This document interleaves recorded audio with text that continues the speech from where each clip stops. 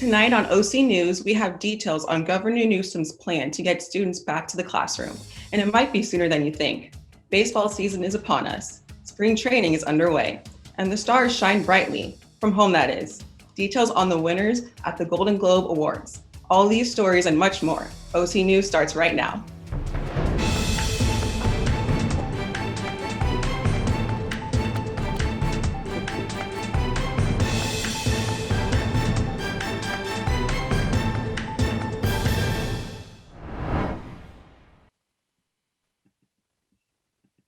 Welcome to OC News. I'm Angelina Booth. OC News is brought to you by the broadcast journalism students at Cal State Fullerton. It's hard to believe it's been almost a year. Well, a year since restaurants closed, schools sent students home to learn on their laptops, and dealing with COVID-19 became a daily part of our life. But many schools-age kids might be back at school soon. California Governor Gavin Newsom plans on reopening the schools by the end of this month. While California has the strictest lockdown guidelines in the country, children and parents are eager and ready for classrooms to reopen. States like New York and Nevada are ahead of the game with students back in classrooms. Governor Newsom proposed $2 billion in grants to open up kindergarten to second grade by the end of March. And here's what he has to say. That all of our TK to 2 classrooms open within the next month. We want to see more happen beyond that for unified, going into red tiers. It's TK to 6, and it's a commitment to 1 grade in middle and high school. Today marks more broadly a commitment for the state of California across the spectrum in all 58 counties to provide at least 10%, a minimum of 75,000 doses we are setting aside for our educators, for our school employees broadly, all up and down the state of California. Parents are excited to get their children back into the classrooms. And here we have a California teacher giving us her thoughts. Thank you. Hi, I'm Brenna Collins, and today we have a speaker, Angela, who's a teacher here in California. Angela, do you mind going into detail with me about how COVID is affecting students going back into school? Quite a few of my students are, they're very anxious. They're ready to go back. They are not focusing. A lot of them have a lot of distractions at home. They are really, really ready to go back. One of my students the other day said, it's been a year since I've been at school. And I'm like, you're right. It's been a whole year. So they are ready to go back. It's crazy to think it's already been a year. I mean, is there going to be a specific transition? Is there any worries that the teachers have going back into the classrooms? Well, with the guidelines that we have from the state and the CDC, normally I would have in my classroom up to 33 students. But with the new guidelines, I won't have that many students in my classroom. And, the wearing of masks, the washing of hands, the distancing, all that stuff has to be in line before we come back to school. And quite a few of my colleagues, we haven't had our vaccination yet. Is it possible for all the teachers to get vaccinated before or by the end of March? Because Governor Newsom is planning on opening up schools by the end of this month. Is it possible for all teachers to get vaccinated by that time? I think it's possible if each district will take the initiative of making sure that each teacher is inoculated, And right now I am in a high risk. I have asthma and I'm not quite 65. So I'm like in that little in-between group. But I do have some colleagues that are over 65 who have had their shot, but I haven't had mine yet. So when the students go back to campus, is it going to be half campus, half virtual, or do the schools or in the district handle it individually? Each district will handle it individually. Most of them will be, they call it a hybrid. Half the kids will be online and half the kids will be in class. But exactly what that will look like, we don't know. So do you think this is a good idea for students to be going back to school? For me personally, I don't think so. I think we should just end this year totally virtual and then start in September or August, brand new. That sounds reasonable. Angela, thank you so much for joining us today. You're welcome. All right, thank you for joining us. Back to you guys at the studio.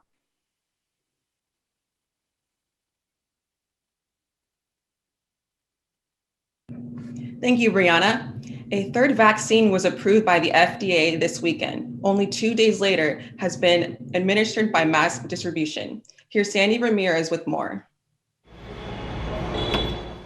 The Johnson & Johnson single-dose vaccine started making its first rounds of distribution, becoming the nation's third vaccination approved to combat COVID-19 in the U.S. About 3.9 million doses were distributed out this morning across the country. What makes this vaccine different from the Pfizer and Moderna vaccines is its ability to be stored in warmer temperatures, allowing for easier ways of transportation. As well, it only requires one dose, a key factor when supplies are limited. The Food and Drug Administration found the vaccine to be 72% effective at preventing contraction of all COVID-19 and 86% effective at preventing severe cases that would lead to hospitalization or death from the disease. Johnson & Johnson's chief scientist, Dr. Paul Stoffels, announced that 100 million patients will be treated with the vaccine by June. 100 million US citizens will be able to get vaccinated before the summer with our vaccine. With new variants being found, Johnson & Johnson designed a booster dose for people that have been vaccinated to help prevent from different strains. Booster dose will be needed at a certain point, and so we started the study with an interim of 2 months to get to maximum protection and durability. As more vaccines come out, concerns arise over which is the most effective and which one to choose from. We have 3 highly efficacious vaccines that also, as Dr. Walensky says, has a very good safety profile. Officials say that you should not wait for your choice of vaccine, urging people that are eligible to take it because some immunity towards this deadly virus is better than none. President Biden announces some changes to immigration. We toss it over to OC News reporter Alina Macias for more on politics. Alina? Biden and State are applying to reform the immigration laws. They have until April 1st to begin up the bills on the House floor that will help legalize undocumented immigrants. If they're able to meet the deadline, this can be good news for many undocumented immigrants. Biden is also proposing a new sweeping bill, known as the U.S. Citizenship Act, that reforms the whole immigrant system. His goal is to help immigrants that are already here become legal. This sweeping bill is an 8-year planned pathway to citizenship and will make the process faster for those who came as children. If the bill is passed, there will be some new terminology that will change. For example, the word alien will be changed into non-citizen. Today, the President Biden will meet with Mexican President Andrés Manuel López Obrador virtually to discuss about some topics like immigration and COVID. In other news, this past weekend, the President passed a COVID relief package that was passed today by the House with the vote 219 to 212. Here's what to expect from the new stimulus check. People who are unemployed will receive $400 a week. Employed earning less than $7,000 will receive $1,400 with one time. Employees earning more than $100,000 will receive nothing. Couples earning less than $150,000 will receive $2,800 one time. Families with children will get $1,400 per dependent. Families earning more than $200,000 will get nothing. But there's some good news for college students. Dependent adults like college students will be eligible for a one-time payment.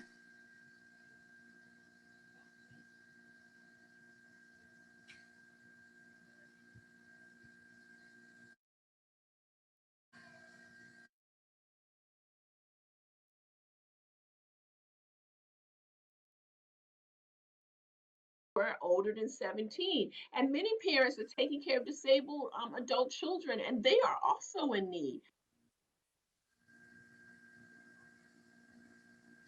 Judge Merrick Garland nomination to be Attorney General advanced to full Senate. This is a big step for him as he gets closer to the head of the Department of Justice. The vote was 15-17 to have a majority of favors by both parties. This is going to do good for me. Let's send it back to Angelina.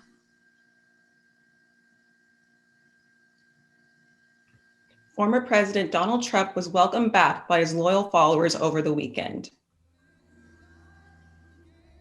The Conservative Political Action Conference embraced former President Donald J. Trump on his public return in Orlando on Sunday. Trump gave his first speech since leaving office and his final statement on the Senate's acquittal of his second impeachment. Trump continued with his same narrative of voter fraud despite having no evidence and teased a run for office again in 2024. Actually, as you know, they just lost the White House, but it's one of those things. But who knows? Who knows?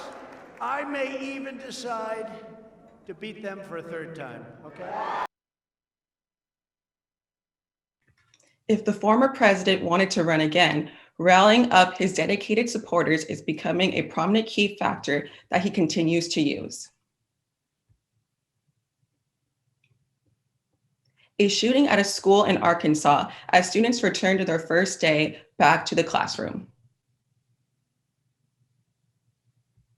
This morning, a 15-year-old boy was shot at Watson Chapel Junior High in Pine Bluff, Arkansas. Police responded to the call at 9:59 a.m. and officers arrived at 10:02 a.m. The shooting occurred in the school's hallway during passing period.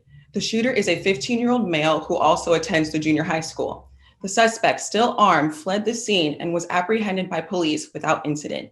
The victim was taken to the Arkansas Children's Hospital in very serious condition. The perpetrator is being held at the Juvenile Justice Center. The verdict on how to charge the 15-year-old will be decided in 2 days. Today marked the junior high school's return to on-site learning after water issues in the building. All of the schools in the Watson Chapel School District were placed on lockdown after the shooting. Authorities are saying this was a targeted attack.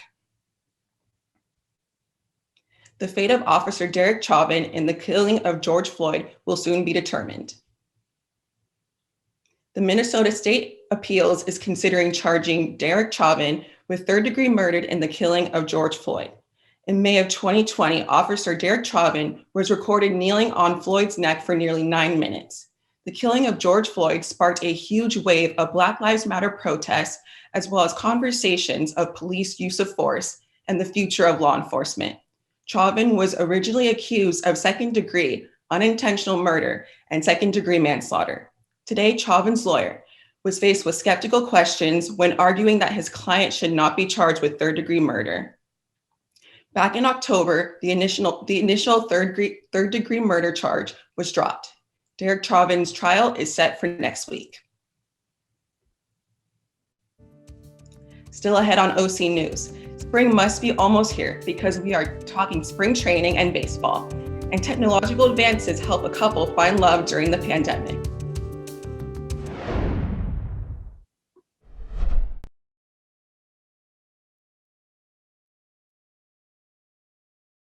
You could be spreading the coronavirus without realizing you have it, so do your part and stay home.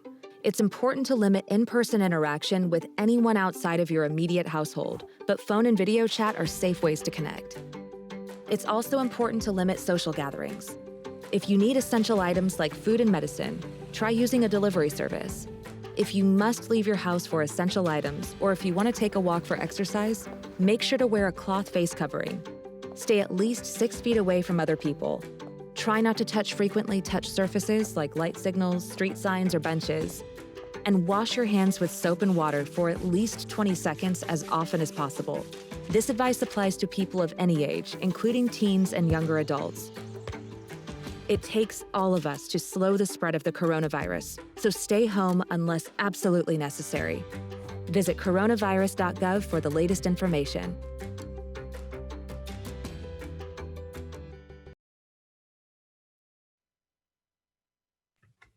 It was announced in January that Cal State Fullerton's sister campus will be closing. I wanted to see how this will affect the students and the agencies at that campus. This empty parking lot is where students at Cal State Fullerton's Irvine campus used to park their cars. Among these students were members of the Practical Advantage Agency, also known as PRAD.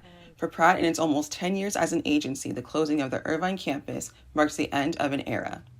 I'm sad to see it close because I really liked working there. It's a quality, professional building, so I'm sad to see that lost. The communication student-run agency gave its PR and advertising members experience with real clients, real campaigns, and real opportunities. It's like one of the best hands-on experience you'll ever get in a university setting. It really is. I think it really prepares you to like an extent where you don't go into any interview or agency blindly. I mean, sure, every agency does something different, but at least you have an understanding of like what typically goes on, right? With the Practical Advantage Agency being an ongoing entity, this means they will have to look for a new home.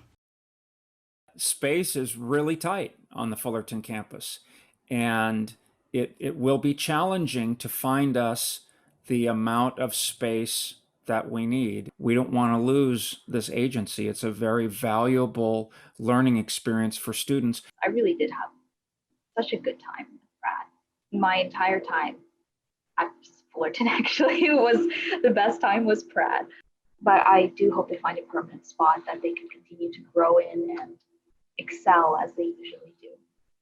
The closing of the Irvine campus is bittersweet, but this is not the end for PRAD. PRAD will continue its work in shaping and molding its students for years to come. For OC News, I'm Angelina Booth. Your Cal State Fullerton Titans baseball team traveled down to the University of San Diego this weekend for a 3-game series against the Toreros. The Titans lost the first 2 on Friday and Saturday, but looked to spoil USD's Sunday with a win. After trailing 1-0 in the first inning, the Titans looked to respond. Junior outfielder Jason Brandow looked to get things started as he crushed a line drive over the left field wall for his first home run of the year to tie the game up at 1. With Brandow being injured all last year due to a concussion, the Titans looked to his bat in the middle of the lineup to be a force to be reckoned with. Next up to bat was Austin Schell, and he joined the home run parade as he absolutely launched this ball into orbit over the left field wall for his first career home run at the Division I level. These back-to-back home runs put the Titans up 2-1 the second inning as they went on to win 5-1 as right-handed pitcher Kyle Luckham dominated on the mound. The Titans take on the UCLA Bruins on Tuesday at 5 o'clock and look to take this momentum into the SoCal matchup. Sticking with baseball, spring training for Major League Baseball is finally back in action, and your reigning World Series champion Los Angeles Dodgers are looking better than ever. Baseball in Arizona is underway, and the new hitting class for the Dodgers made his LA debut Monday afternoon. Dodgers free agent signing Trevor Bauer got the start on the Hill and showed Dodger fans a sneak peek of what a personified $102 million contract looks like. Bauer looked sharp over 2 innings of work as he allowed 1 hit and struck out 2 Colorado hitters. Dodgers went on to win the contest 10-0 against the Rockies. LA looks to be off to a hot start as they are currently 2-0 in Cactus League play and give all Dodger fans a lot of excitement to look forward to heading into the 2021 season. In case you hadn't heard, golf legend Tiger Woods was hospitalized on Tuesday after a dreadful car accident. Disaster struck the golfing world Tuesday as the face of golf, Tiger Woods, was hospitalized after a car accident and suffered serious leg injuries from the crash. Police found no alcohol involved and described it merely as a freak accident. Tiger is currently recovering and is remaining optimistic through this tough time. Golfers continue to show support as PGA players all wore red and black on Sunday to honor the legend. Tiger appreciated the act and let everyone know how much the subtle tribute meant to him, as he said, quote, "You are truly helping me get through this tough time," end quote. Tiger is really exemplifying what it truly means to be a tiger in this jungle called life. That's it for sports. Facebook, Instagram's parent company, realized their own app over the weekend. Created by their research and development group, MPE team, bars allowed aspiring rappers to choose from a pre-selected list of beats and write their own raps over them. Bars invites rappers of all skill levels to come together and show off their chops. The apps let users choose their difficulty level, giving beginners tools like an auto rhyme feature and advanced users a freestyle mode to test their mettle. The app is product of the COVID-19 epidemic and is built as another space for creatives to share their work. And now a story of long-distance love persevering through the pandemic. CNN reporter Emerson Lehman has the story. We didn't shave. Hello, sweetheart. A friendship that started online over 20 years ago. We met on a Yahoo chat room. Now a relationship being kept online due to COVID-19. Deb lives here in Wausau. Willie lives over 3,500 miles away in Keighley, England. Now, usually the two would fly back and forth to visit each other, but the pandemic has canceled their last 8 flights. She said, I can reschedule that. But she said, just to let you know, when you get to England, you're going to have to quarantine for 14 days. And I said, sweetie, I haven't seen my boyfriend in a year. Do you really think that's going to be a problem? And she laughed. All jokes aside, those efforts to reschedule continue to fall through, with the couple's next hope to get Willie here to the States in June to enjoy the summer months. And it was where I told you it was? Until then, they settle for their 3 o'clock Skype call every afternoon and try to remain optimistic. That's the way you brought up, yeah. Yeah. Don't dwell on it, get on with it. And while Deb misses some physical traits, it's the cuddling and watching TV together and the snoring at night. You missed that. I missed that. the couple continues to look ahead to more positive days. We're not dwelling on the, oh, poor me. We're dwelling on when we can be together again. And, you know. Drink some beer. And drink some beer, yes.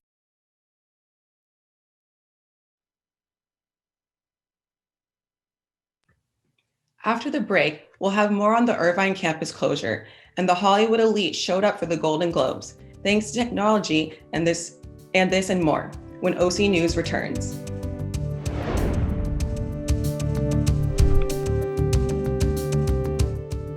Observe a domesticated human family in their natural habitat, known to their species as the backyard. Hey, you think I should light it now? I think it's good. Yeah? Oh dear, someone is about to burn a pile of debris that's too tall, which can start a wildfire. Wait, could it be? Blimey, it is. It's Smokey. It's Smokey Bear. What a legend. Hey, it's Smokey. Sorry, it was too high. Right. Watch as he astutely ensures that there's no wind, and how he removes some of the debris to create a smaller, safer burning pile. No, you said make it bigger, baby. The bigger, the better. Take note of our fearless furry friend here, humans. I appreciate it. Fist bump. Watching you. Smokey's done it again. Bye, Smokey. Only you can prevent wildfires.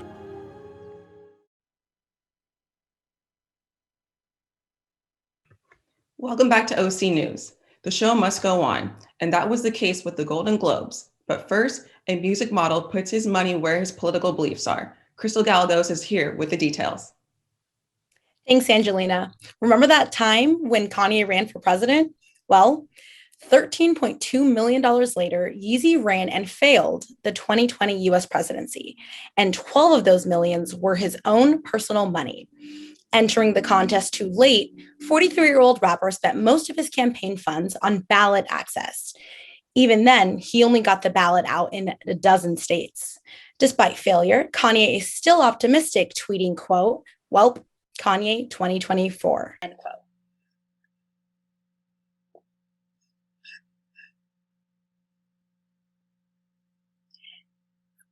Disney fanatics, listen up. After one long, frantic year, Disney's California Adventure Park is back in action. Kicking off March 18th, Disney presents a special event called A Touch of Disney, where attractions are still closed. Visitors will be allowed inside the park to enjoy classic Disney foods like Dole Whip, Mickey-shaped pretzels, and churros. $75 will cover your admission, parking, and a $25 dining card. As we step into March, National Women's Month begins, and with a bang. This year's 78th annual Golden Globe Awards honored Chloe Zhao, making her the second woman and first Asian woman ever to win Best Director for her drama No Man Land. The last time a woman took home the top directing prize was nearly 4 decades ago in 1984, when Barbra Streisand won for Yentl. Yale also won Best Motion Picture in the drama category, making it a historic night indeed. That's all from me on entertainment. I'll send it back to you, Angelina. That'll do it for us tonight here at OC News. But remember, the news never stops, so be sure to follow us on Instagram and Twitter at OC News CSUF. For all of us here at OC News, I'm Angelina Booth. Have a good night, and we'll see you back here on Wednesday at 5 p.m.